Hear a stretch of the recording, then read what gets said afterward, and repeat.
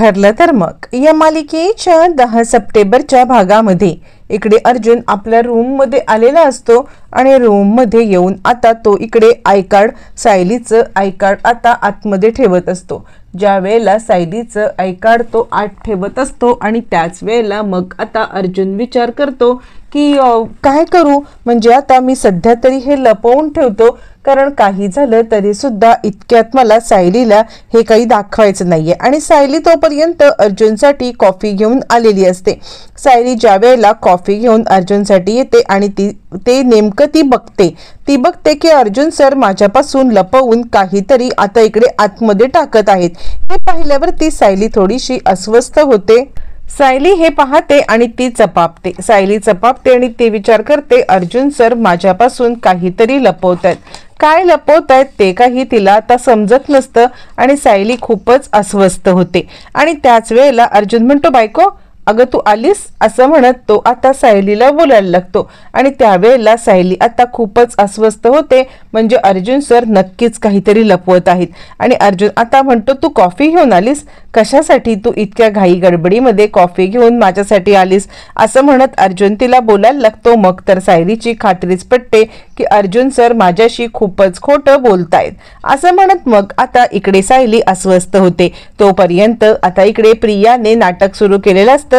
ती आता फोन करते महिपतला आणि महिपतला सांगायला लागते काय महिपत शिकरे ओळखला का माझा आवाज। तिचा मुद्दाम हा प्लॅन असतो आणि ती सांगते माझा आवाज ओळखला असाल तर एक गोष्ट सांगते की तुमच्या मुलीला सोडवण्याच्या आधी मीच या जेलमधून सुटलेली आहे। म्हणजे बघा मी कशी बाहेर आहे, तुम्हाला कॉल करते, काय मला धमकी देऊ केली होती तुम्ही की मला ह्या सेवा सोडणार नाही, पण मी तर बाहेर आहे, तुमची मुलगी आतमध्ये आहे।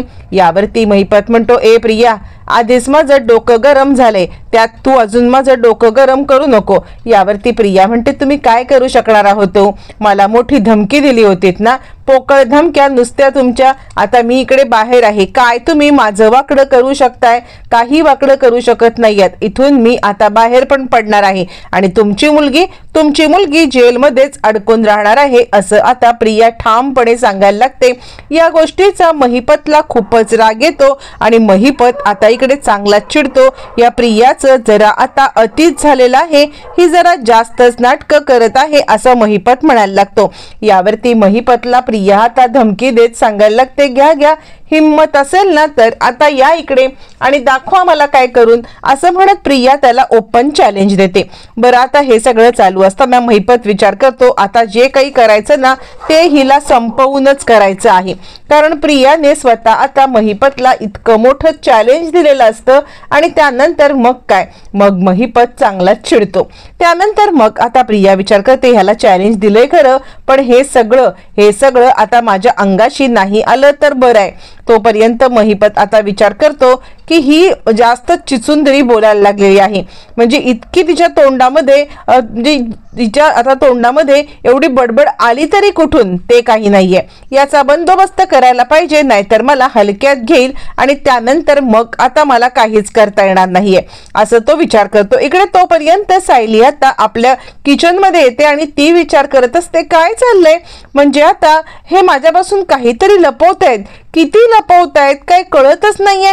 मी गेल्यावरती ते आता आय कार्ड पटकन आतमध्ये टाकलं, आय कार्ड आतमध्ये टाकलं आणि त्यानंतर म्हणजे ते काहीतरी वस्तू आत टाकली, काय वस्तू आत टाकली, किती खोटं बोलायचं, असं म्हणत ती आता खूपच अस्वस्थ असते।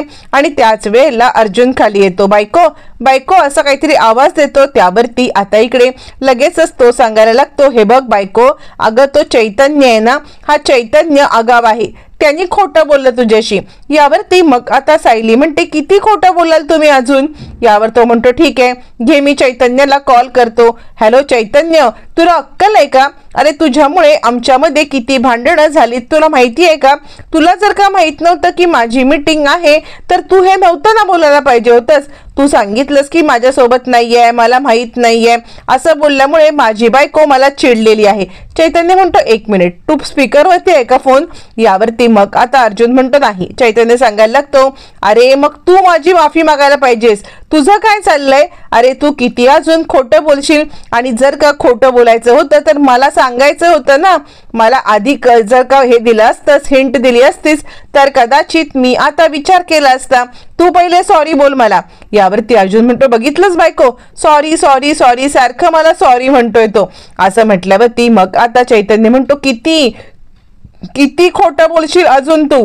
असं म्हणत चैतन्य आणि अर्जुन या दोघांच्या मध्ये आता हे वादविवाद चालू असतात. सायली मात्र चांगलीच चिडलेली असते आणि ती आता रागारागात अर्जुनकडे पाहायला लागते. त्यावेळेला अर्जुन म्हणतो, त्यावेळेला चैतन्य त्याला म्हणतो की तू कुठे आहेस, किचन मध्ये असशील तर तिकडून बाहेर ये. असं म्हणत तो बाहेर येतो. ज्या वेळेला अर्जुन बाहेर येतो त्यावेळेला सायली विचार करायला लागते, नाही नाही अर्जुन सर जोपर्यंत बाहेर गेले तोपर्यंत मला आता यांनी काय लपवलंय ही गोष्ट जोपर्यंत मी पाहत नाहीये तोपर्यंत मी गप्प बसणार नाही.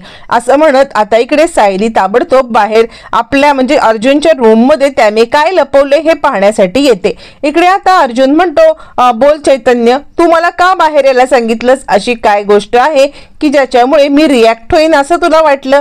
यावरती मग आता लगेचच इकडे चैतन्याला अर्जुन सांगायला लागतो की बोल ना. त्यावरती चैतन्य म्हणतो, अरे तुला माहिती आहे का, या सगळ्यामध्ये खूप महत्त्वाची गोष्ट घडलेली आहे. सगळ्यात महत्त्वाची गोष्ट म्हणजे तन्वीला वकील मिळालाय. हे म्हटल्यावरती मग आता अर्जुनला जबरदस्त धक्का बसतो. इकडे तोपर्यंत सायली आता अर्जुनची बॅग काढते आणि ज्या वेळेला सायली अर्जुनची बॅग काढते आणि त्याच वेळेला तिला आपलं आय कार्ड दिसतं आणि ही गोष्ट लपवत होते. माझं आय कार्ड यांच्याकडे कसं काय आणि हे सगळं लपवण्याची यांना का गरज पडली?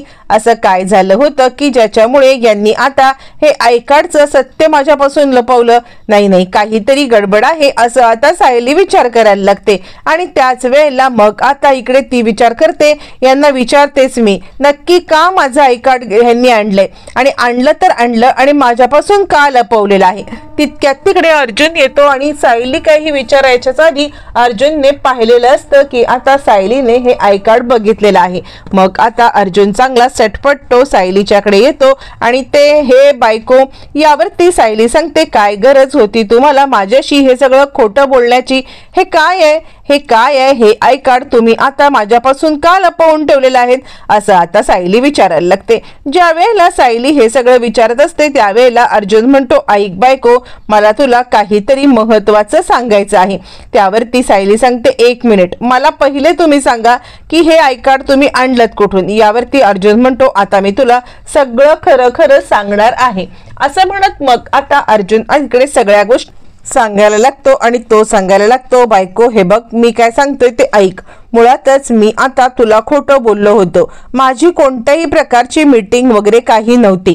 मी कोणत्याही प्रकारच्या मीटिंगला गेलो नव्हतो. मी गेलो होतो आश्रमामध्ये. यावरती सायली म्हणते, मग माझ्यापासून हे सत्य लपवून ठेवायची गरज काय होती?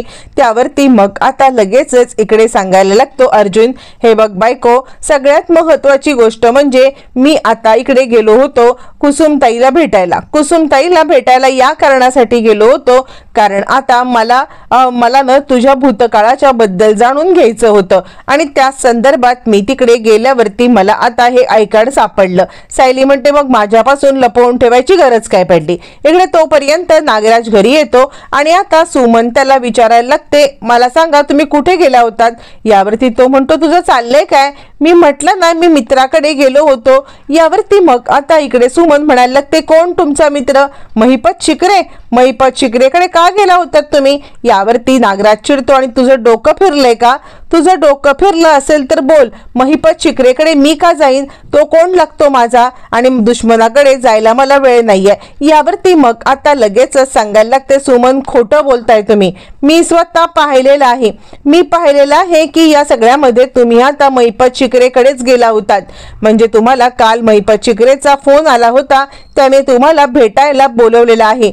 त्याने भेटायला बोलवलं म्हणून आता तुम्ही त्याला भेटायला गेला होतात आणि त्यामुळे मी आज सकाळी गेले तुमच्या पाठलाग करत तुमच्या इथे आले होते. महिपतला आता इकडे भेटायला गेला होतात मला माहिती आहे. मी सकाळी तुमचा पाठलाग केला होता. तुमचा पाठलाग करत ज्या वेळेला मी आले होते त्यावेळेला मी पाहिलं होतं की तुम्ही आता महिपतला भेटायला गेला होतात. यावरती नागराज सटपटतो, अरे बापरे, हिने तर आता सगळंच माहिती करून घेतलेली आहे. असं म्हणत मग आता नागराज तिला काही बोलणार तितक्यात सुमन बोलायला लागते, मी आत्ताच्या आत्ता दादांना आणि वहिनीला हे सगळं सांगणार आहे। आता इकडे महिपतला भेटायला गेल्याचं जर का दादा वहिनीला समजलं तर आपलं काही खरं नाही ही गोष्ट आता इकडे नागराजला कळालेली असते। तोपर्यंत मग आता इकडे तोपर्यंत अर्जुन सायलीला सांगत असतो, हे बघ सायली ऐक, मला तुझ्याशी महत्त्वाचं बोलायचं आहे। मी खोटं बोललो मला मान्य आहे, पण मला तुला खोटं बोलून दुखवायचं नव्हतं। म्हणजे कसं आहे, जोपर्यंत सगळी माहिती व्यवस्थितरित्या मिळत नाहीये आणि तोपर्यंत मला तुझ्या समोर काही आणायचं नव्हतं। अर्धी मुर्दी माहिती घेऊन मला आता तुझ्या समोर यायचं नव्हतं। जे काही आहे ते सगळं आता इकडे तुला खरं सांगायचं होतं, असं म्हणत मग आता अर्जुन इकडे सायलीकडे पाहायला लागतो आणि त्यानंतर तो म्हणतो, म्हणजे मला ज्या वेळेला समजलं की तुझं हे आई वडिलांना शोध घ्यायचं आहे तेव्हा मी आश्रमातून जुन्या गोष्टी शोधल्या। मी कुसुमताईला याच कारणासाठी भेटत होतो आणि त्यामुळे मी कुसुमताईला या कारणासाठीच भेटलो होतो आणि तेव्हाच आम्हाला हे आय कार्ड सापडलं। मी म्हटलं की सगळी शहानिशा करेन आणि शहानिशा करून मगच तुला सगळं सत्य सांगेन।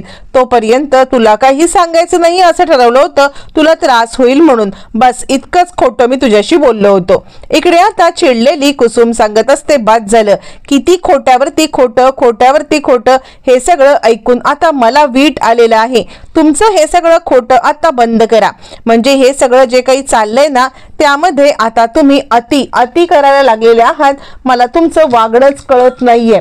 म्हणजे आता महिपतला भेटायला चाललं, आत्ताच्या आत्ता मी दादा वहिनींना जाऊन हे सगळं सत्य सांगते, असं म्हणत कुसुम आता इकडे ताबडतोब ज्या वेळेला जायला निघते त्यावेळेला चिडलेला नागराज कुसुमचं तोंड धरतो, तिचा गळा दाबतो आणि शांत बस, खबरदार जर का आता कुठे गेलीस तर। यावरती ती सांगते, का मी दादा वहिनींना सांगणार म्हणजे सांगणार। मग काय, मग नागराजा तसा आमदंड भेद असा वापर करत तिचं तोंड धरतो आणि दादा वहिनीला सांगायला जाशील, इतकी तुझी हिंमत वाढली की तू आता माझं हे सगळं सत्य दादा वहिनीपर्यंत पोहोचवायला निघालीस। तुला आता या सगळ्यामध्ये सोडणार नाहीये, जीव घेऊन टाकीन तुझा मी। जर का दादा वहिनीपर्यंत हे सत्य पोहोचलं तर तुझं काही खरं नाहीये। एक गोष्ट लक्षात ठेव, जर का माझ्या विरोधात जाण्याचा प्रयत्न जरी केलास ना सुमन, तर आता गाठ माझ्याशी आहे। हे जे काही तू सत्य पाहिलंस ते सत्य जर का कुणालाही सांगण्याचा प्रयत्न केलास तर तुझी गाठ माझ्याशी आहे, असं म्हणत चिडलेला नाग सुमनचं तोंड आवळायला लागतो। सुमन बिचारी श्वास घुसमटतो, सोडा मला असं करायला लागते। पण त्याच वेळेला नागराज काही तिला सोडत नाहीये आणि नागराज या सगळ्यामध्ये तिला आता आवळून धरतो। जर ही बातमी दादापर्यंत पोहोचली तर तुझं गळा आवळून जीव घ्यायला सुद्धा कमी करणार नाहीये। सुमनला बिचारीला आता काय करावं काय बोलावं काहीच कळत नसतं आणि त्यामुळे ती आता खूपच अस्वस्थ असते आणि त्याच वेळेला ती आता रडायला लागते। रडण्या वाचून तिच्याकडे कोणता पर्याय पण नसतो। सुमन विचार करते, काय करू, म्हणजे या नवऱ्याने हे जे काही केलंय ते सगळं समोर पण आणू शकत नाहीये। इकडे तोपर्यंत महिपत चिडतो आणि तो विचार करतो, ही चिचुंदरी मला आता इतका त्रास देतीये आणि हिची इतकी हिंमत झालेली आहे की हिने मला येऊन आता ओपन चॅलेंज दिले।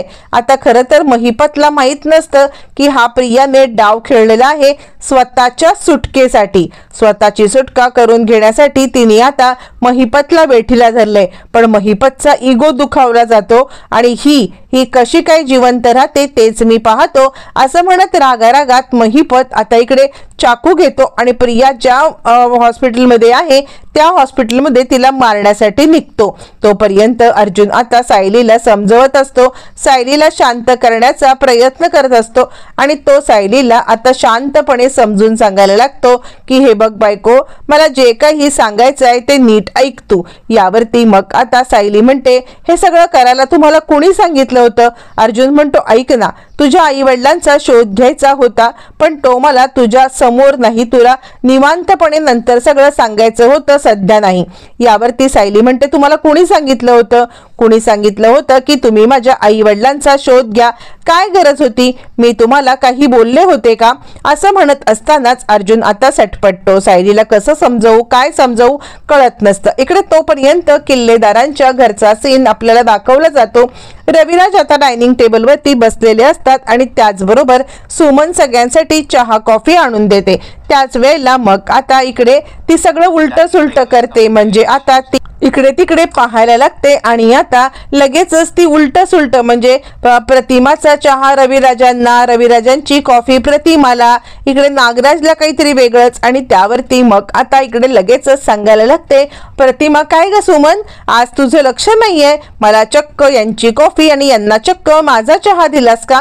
यावरती सुमन म्हणते सॉरी सॉरी वहिनी आणि तितक्यात नागराज आता कॉफीचा एक सिप घेतो आणि सिप घेतल्यावरती तो लगेचच आता इकडे ते थुंकून टाकतो आणि तो म्हणतो काय आहे हे पुळचट कॉफी केलेस, आता या सगळ्यामध्ये चहा नाही, चहामध्ये म्हणजे कॉफीमध्ये साखर नाही, काही नाही. यावरती आता इकडे नागराजला रविराज म्हणतात अरे काहीतरी उलट झाले, म्हणजे माझी कॉफी असते ती बिना साखरेची आणि आता तुझं असते ती साखरेची, पण मला साखरेची आले ही घे असं म्हटल्यावरती आता इकडे नागराज म्हणतो घेऊन जा ही कॉफी. नागराज चांगला चिडतो आणि सुमनच्या डोक्यामध्ये विचार चालू असल्या कारणाने सुमन म्हणते सॉरी सॉरी म्हणजे माझ्याकडून चूक झाली असं म्हटल्यावरती मग आता सुमन सांगते ते द्या मी सगळ्यांचं व्यवस्थितरित्या घेऊन येते. आणि त्यानंतर मग आता ज्या वेळेला नागराज तिला चहा कॉफीचं मग देतो त्यावेळेला सुमन आता सटपटते आणि सुमनच्या हातून तो कॉफीचा मग सांडतो आणि चहा खाली पडतो आणि फुटतो. तोपर्यंत नागराज आता चिडतो आणि काय चाललंय सुमन तुझं असं म्हणत तो सुमनवरती चिडतो. त्यावरती मग आता प्रतिमा म्हणते मला माहितीये सुमन बरेच दिवस तुझ्या डोक्यामध्ये काहीतरी चाललंय, काय चाललंय मला कळत नाहीये, पण तू स्वतःला त्रास करून घेऊ नको, हे बघ त्रास करून काही होणार नाहीये असं ती सुमनला समजावते. सुमन गेल्यावर ते मग आता रविराज म्हणतात नागराज काय चाललंय तुझं, तू सुमनवरती इतका का रागवलेला आहेस, काय गरज पडली सुमनवरती इतकं रागवायची. त्यावरती मग आता तो सांगतो नाही दादा म्हणजे काय झालं माहितीये का, अचानकपणे कॉफी सांडल्यामुळे आणि कप फुटल्यामुळे मला आता हे सगळं बोलावं लागलं. यावरती नागराज म्हणतो आमच्या सगळ्यांच्या समोर आता तू सुमनला इतकं सगळं काही बोलतोयस हे काही बरोबर आहे का असं म्हणत नागराजला आता इकडे चांगलाच रविराज फटकारतात.